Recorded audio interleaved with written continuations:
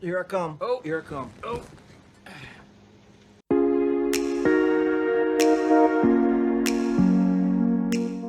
Hey everybody, thanks for clicking on the channel. Much appreciated. All the support that I'm seeing. Love the traction, love the interaction in the comments.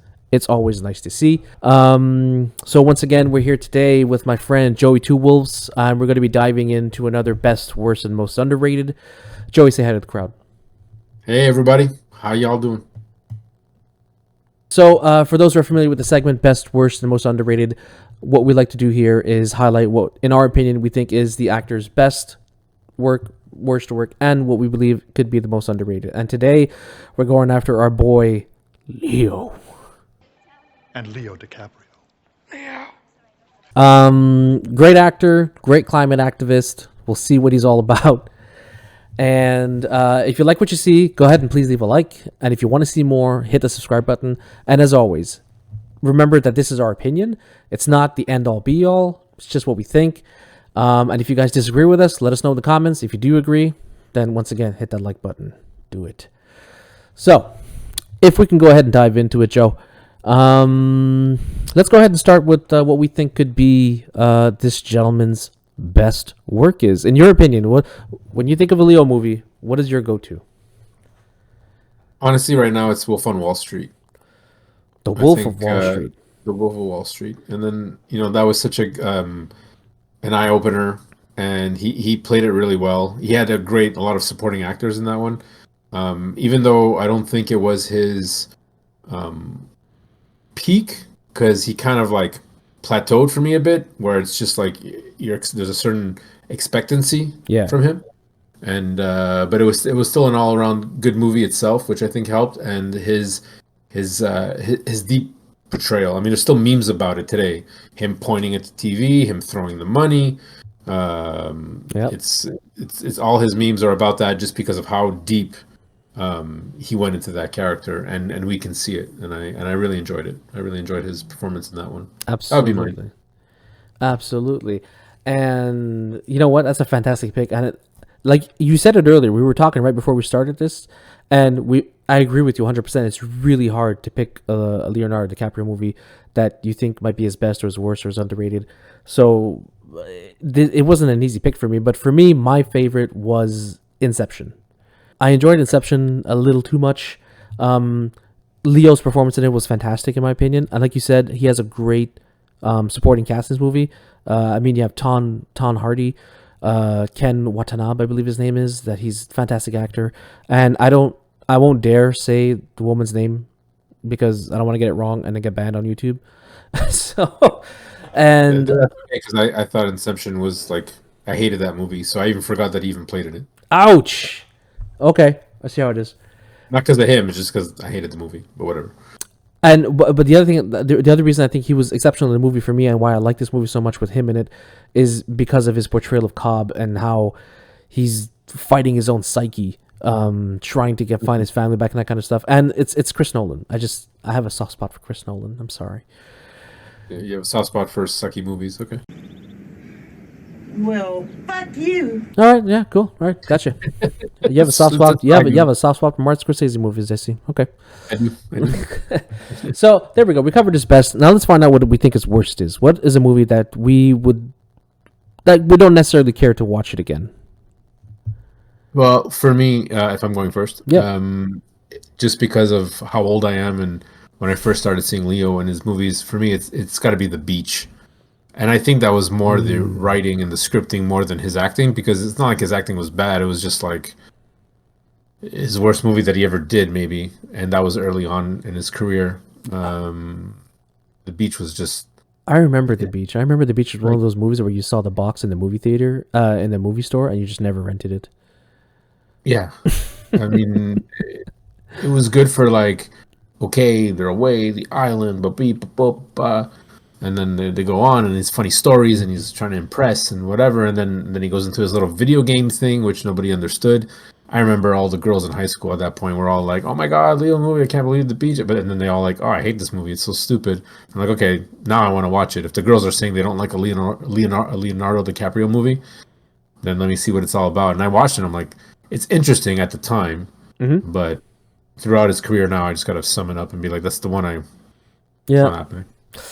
Yeah, unfortunately for me, this might be a controversial take, but I tried to watch this movie 3 times, and 3 times I fell asleep on it. I could not sit through it in one sitting, and that was Gangs of New York. I don't know what it is about that movie, and you know what? It breaks my heart to say it because I'm a Marty Scorsese fan too. Okay, I love his movies, but this one was fucking boring to me. I couldn't do it. I don't know why. Daniel Day-Lewis is fantastic in it. Cameron Diaz is always fun. But to be fair, I do think that his performance was a little lackluster in it, and the storyline just didn't capture me at all. I just wasn't into it. So maybe the reason why this is my least favorite movie is just because the story doesn't resonate with me, or I don't connect with it, or I don't understand it at all, and it does nothing for me. So for me, Gangs of New York, it's rated Yeah. R. It's a gentle version of Saw. Enjoy. Okay. A little fun fact: I never saw that movie. Oh, really? You never saw a Marty Scorsese Now movie? I think I have to watch it. I forgot that movie existed. It's okay. Like I'm telling you, it's my least favorite DiCaprio movie. So you forgot about it. You forgot DiCaprio was in that. So I never saw it, so I don't remember. I'm trying to think of also The Departed. oh, don't talk shit about Departed. Oh, okay. Maybe I'll watch it again. I don't know. I was like, Okay, you're not a Martin Scorsese fan. well, I am. I mean, I enjoyed Bring Out the Dead with Nicolas Cage. People hated it, but that wasn't Martin Scorsese. That was his daughter, and I thought that was really good because it was really whacked and out there. Mm-hmm. We can talk about that another night, though. But So, Gangs of New York. Next, let's see. Underrated now. Now this one I always like because it gives me an opportunity to tell people about a movie that they may or may not have seen. Something that's the actor's less known for. What, in your opinion, do you think would be like his underrated movie? well, I just think because anybody who loves Leo knows about all his stuff. That's it. And knows about all his movies, everything he's done. Yep. And it's hard because he's played a really good. He's played a lot of good characters very well, in my opinion. And I think his most underrated would have to be, but unfortunately, it's not him. So I don't know. So I did a 2. I got 2, just because they're both half and halves. It's because it's not his movie. He's not the main character, but what he is the supporting character in What's Eating Gilbert Grape. Yep. And he plays, the younger brother to Johnny Depp. I forget his character name right now. And he's disabled, mentally challenged, whatever. You never go full retard. Never go full retard. Jesus. And it's just, it's just so well. Like it's an older movie, but when you watch it, like it's just, fuck, he does it really well, and you really feel for that character. And that was his earlier stuff. It was his earlier And stuff. Yeah. It was a lot earlier stuff. Just that's how old I am. And I know Leo before you did.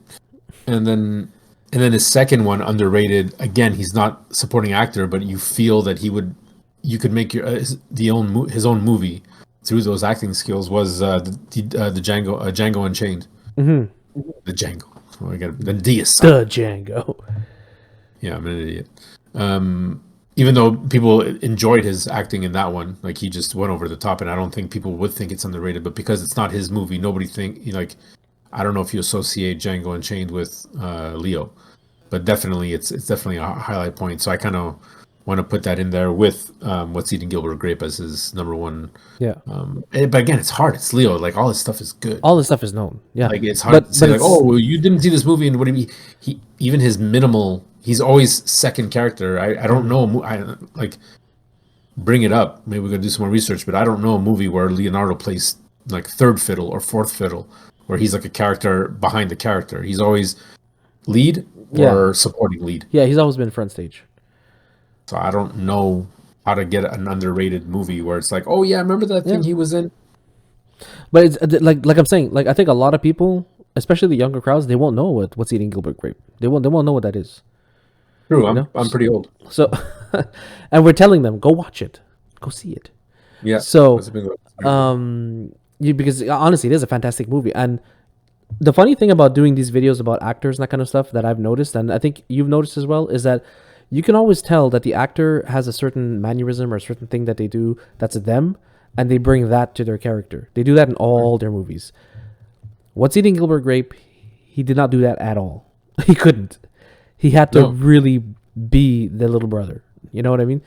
Exactly. He couldn't bring anything DiCaprio-esque, and it was an early movie.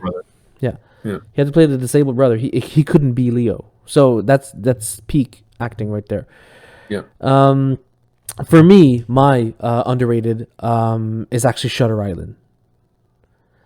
I thought that Shutter Island was a fantastic performance on his behalf, a good story, but I have to be honest, it's a one and done. You watch it once and you probably never watch it again. Not because it's not good, but it's because the twist is gone. Because you know what's happening. The suspense is dead once you've watched it. Exactly. The suspense is over, and I mean, you could probably watch it a second time and start to notice things that you didn't notice in the first, playthrough or the first viewing. But for me, Shutter Island was fantastic. Again, I remember the first time watching it, the twist at the end, the punch really hit me hard. It blew me away. And again, it's another Marty Scorsese movie. Martin Scorsese really likes this kid. And it's funny. One of the reasons why I picked to do Leo is because he has a new movie coming out called, let me just make sure I say this correctly, Killers of the Flower Moon. Which everyone is saying how it's the two goats of Martin Scorsese on screen. So Robert De Niro and Leo DiCaprio. Yeah. I'm surprised that this list is mainly Marty Scorsese. But you're in, I guess. I mean, but that's just, if he's gonna play into those roles, and those are the filmmakers and directors and screenplay writers that are gonna, that he's gonna follow suit with, and he loves to work with them. Just Martin Scorsese and to name a few. That's what we're gonna see him in. So I'm not surprised. Yeah. And not like Martin Scorsese is a bad, filmmaker. So.